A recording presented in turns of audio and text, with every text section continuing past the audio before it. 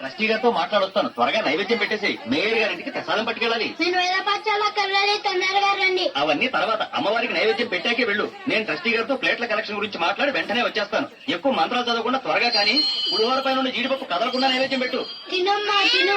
నేను వేద పాఠశాలకు వెళ్ళాలి. అవసరం అయితే మాస్టర్ గా తిను. మా అమ్మ కోసం తొందరగా రా అమ్మా.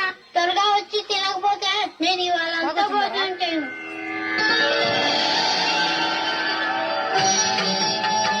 తినమ్మా, చల్లారకుండా తిను. ఇవాళ సామవేదం చెప్తారు, ఆలస్యం అవుతుంది. తొందరగా తినమ్మా.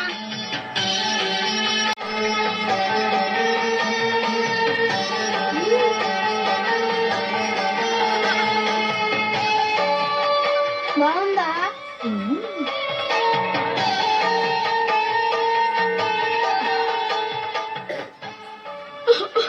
పొలం మారిందా? శివుడు తలుచుకొని ఉంటాడు. నేను దిష్టి తీస్తాను.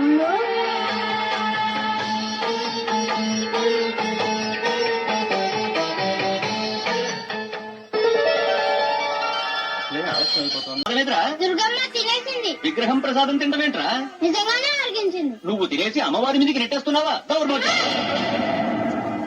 ఏంటమ్మా అలా నవ్వుతూ చూస్తున్నావు? కొడుతుంటే తిన్నానని చెప్పు. బొమ్మలేంట్రా సాక్ష్యానికి పిలుస్తున్నావు? మాట్లాడవే. తిన్నానని చెప్పు. తిన్నానని చెప్పు. నేను తినేసానంటున్నారు, నువ్వు తిన్నావని చెప్పు. నువ్వు చెప్పకపోతే నేను వేరే మానేసి జంజం తీసేస్తాను. చెప్పు. ఒరేయ్, కమ్మని పులిహోర పెట్టి చెయ్యి కడగడం మర్చిపోయావేరా?